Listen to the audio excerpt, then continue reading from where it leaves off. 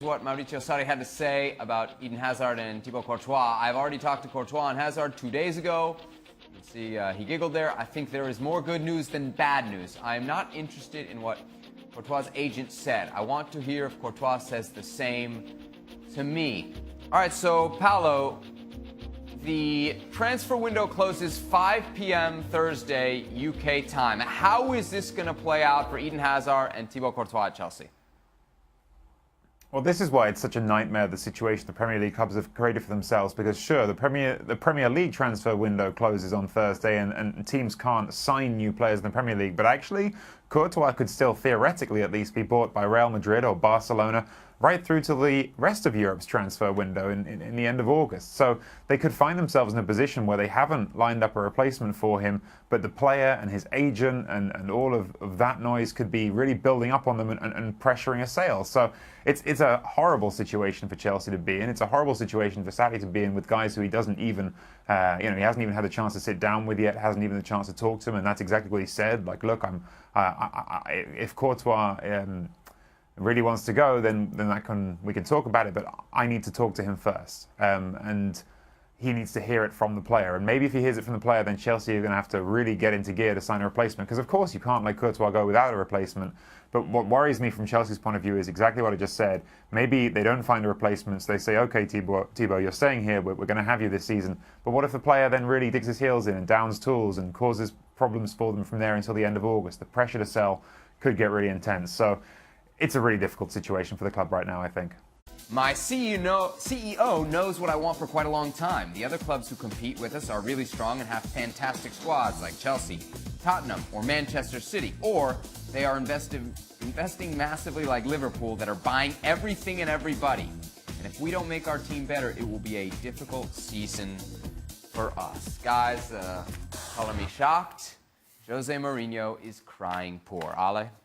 What do we make of it? Yeah, I mean, you cannot defend it because we're looking at a club and a manager who has purchased players in the past when he needed those players and when the club needed those players. Now, maybe he's not getting what he wants. And if he's not getting what he wants, then he's going to complain about it. And to some degree, I understand that.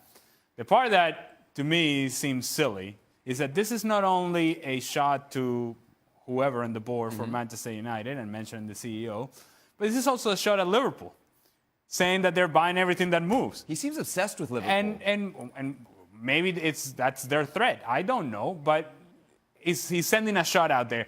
And I can guarantee you that Jose Mourinho doesn't sit there without a plan in place.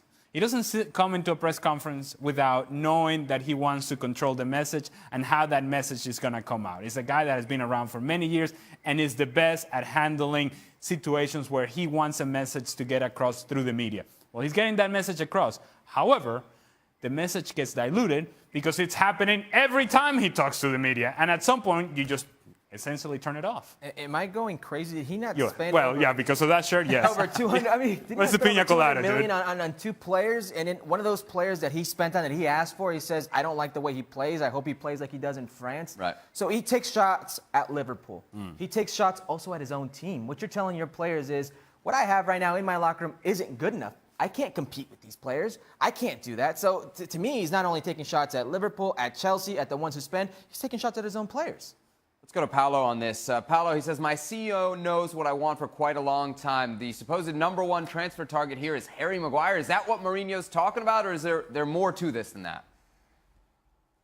Definitely a centre-back. Actually, just sort of hearing in the last little bit from Germany reports that United have opened negotiations about Jerome Boateng, the Bayern Munich centre-back as well. So there's no question that that's a position that is a top priority for Manchester United right now. I think when he raises Liverpool in a press conference like this, it's just it's a little bit having a go at Liverpool, and it's a little bit beginning to sow the seeds of the I don't know, I guess the terms of the war of words he's expecting to have with Klopp, the way he plans to needle him. But it's also another way, yet again, of needling Ed Woodward and saying, hey, these are our rivals and look how much they're spending, and you've not given me anything, which isn't even true, by the way, but you haven't given me what I want. Centre-back is without question the biggest priority. Maguire is very clearly and openly a player they're pursuing. But I think at this point, with the deadline being as tight as it is, Manchester United have to, and it appears they are, at least broadening out their options in terms of centre-backs to pursue. Look, one of the big stars of the summer at the World Cup, Paul Pogba. Everybody wants to know, can he do for Manchester United what he did for France? What's it going to take to see him reach that level, Ale? Freedom, and I also believe he's going to take an ability for him to say, all right, this is what I do for France, this is what makes me successful. I need to translate this into success with Manchester United over the course of a long season, not over the course of a short tournament, 7 games with France, where there is an emotional component of representing your country. It's a little bit of personal responsibility on his part, and I think it's also a little bit of understanding of what Jose Mourinho wants from him. In the end, when I say freedom, all I mean is that he has to have the ability, by design, in the way that he's set up on the field, to be able to attack, join, impact the game in the final third, but also give you enough work defensively. He did that for France. He hasn't done it all the time for Manchester United. Well, why can he do that for France? Because you have an N'Golo Kante behind you, protecting you, because you have an Mbappe stretching the field. So it allows him to have that freedom that you speak about in the field, on the field. That's not the way Mourinho plays. That's not the system he deploys. He is really handcuffed. He is restricted. This is what you get at him. So when you go publicly and you criticize Paul Pogba, when Jose Mourinho does this, you're saying, I don't like the way you play for me. But Jose Mourinho doesn't realize the way he plays for you is because of you. It's because of the limits you put on Paul Pogba. Welcome into Extra Time. We've got Alejandro Moreno, Hercules Gomez, And his shirt. Salazar. By the way, no tie. Did you hear this? He doesn't wear a tie. Because We also have Paolo you don't wear a Bandini. tie. He's here as well. I don't wear a tie. He lets us influence his wardrobe. You cannot talk about wardrobe today. Yeah. honestly. Time out. No, there's In no fact, time out. Why don't we begin Extra Time with, surprise, a question about Herc's choice in wardrobe. This from our good friend Tim Fontenot. Did you say friend? Yeah, well, it's interesting. Acquaintance. I guess, Thank you, Ali. I guess Tim took a break from tweeting about political stuff, and here it is. Question on Herc's shirt. Well, Why? what do you mean why? Listen, I'm not going to take fashion advice from Tim of all people, who only wears purple. He does love Orlando City. That's all he wears. And you two aren't your like fashionistas either, so I should No. I really shouldn't Whoa, be taking whoa, like whoa. any heat Hey, here. honestly, This you can Sunday. take any This Sunday, Ali. any This other Sunday. day. You can take a shot at me if you want to. But when you're wearing that and you don't have a pina colada in hand and sandals on, then It's 5 o'clock. it is 5 o'clock somewhere. Right here. That was 5:32 kinda- right here. Hey, that was It kind of is beautiful. You There. like that, huh? He's got a very angelic voice. Whoa! That's the only angelic thing. All of a sudden, I was thinking about his shirt. You started singing. I said, okay, that's it. We're only at the beginning. But good or bad, I don't know how you feel about this. Your shirt bad. no. Your shirt bad. No. Come on, Ali. Come on. You have to say, you asked me today earlier if you should wear that shirt. And I didn't stop you from doing it. No, he was So warm, by I the take way. some responsibility. Paolo, what do you think of Herc's shirt? Oh, you can't see I it. can't see it. Yeah, I'm in the you're dark gonna here. see I'm all going to go lucky, screen brother. showing myself. That's all right. Hey, I'm that's going all, to say it's great. I'm going to say it's a Thanks. great That's shirt. my guy right, Right. there. hey, that's all right, Paolo. We That's really all right. We really need. Let's just say, Paolo, that if Hercules had your hair, it would be perfect right now. I don't disagree. See, we would need that hair on that shirt. Can we It's perfect. superimpose the hair on the shirt right now? I feel like there's a Photoshop happening somewhere So, yes. in the back. Tim's up behind it. Hey, but hey, let's give Paolo some credit. Today, you know, he got it all wet. It's a little clean. It's you know? maintained. Hey, look at that. Are we? Yeah. And why with the low button too? Are you showing your chest hair too? I have no chest hair. That is my one regret in life. That's it. That's it. You spent a month in Russia with me, and that's your one regret, man. You're right. I immediately take it back. You don't ever want to spend time away from home with Sebi. I don't want to. I don't think you need to spend qualify this that. time with Seth. I don't think you needed to qualify that at all. We have full disclosure. You guys have a love-hate. The reason I cannot spend time with Seth is because he has been proven medically that This has not Seth been is proven. bad for my health. Every time That I was see once. Seth for an extended period of That was time, once. I get sick to no end. So it's better for me to stay away.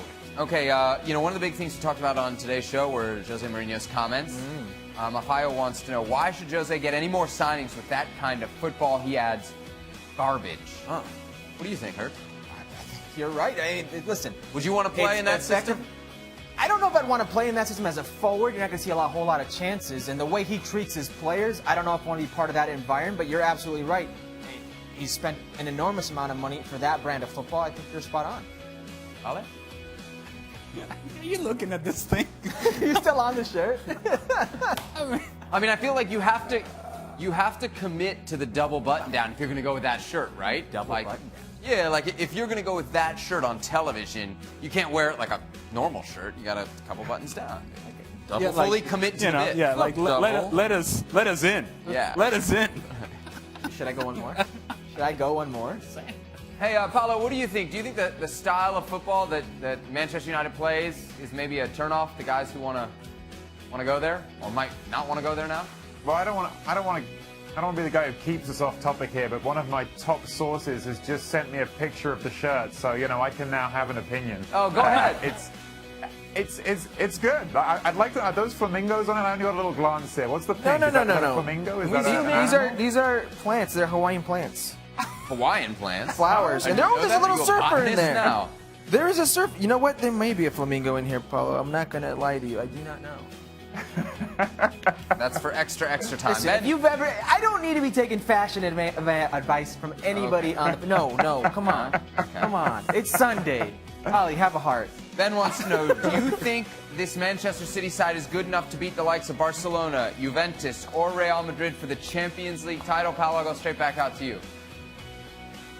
Yeah, look, Manchester City were already playing some of the best football in Europe last year. They were beaten in the Champions League by a Liverpool team that went to the final, that was playing its best football of the season, that really got them on a great night at the Kop where they managed to just completely blow them away. And even then, by the way, I think that the tie was still probably a little bit closer than it finally looked in the scoreline. The return game in Manchester was a tight game that with different breaks could have gone differently. So, look, of course Manchester City are ready to compete for the Champions League. Doesn't mean they're necessarily going to win it, because there's a bunch of teams that are ready to compete for the Champions League, and in the end, it's a cup competition that comes down to how you perform on one or two nights of the year that are the most important nights. But Manchester City are more than ready for a run of that, for sure.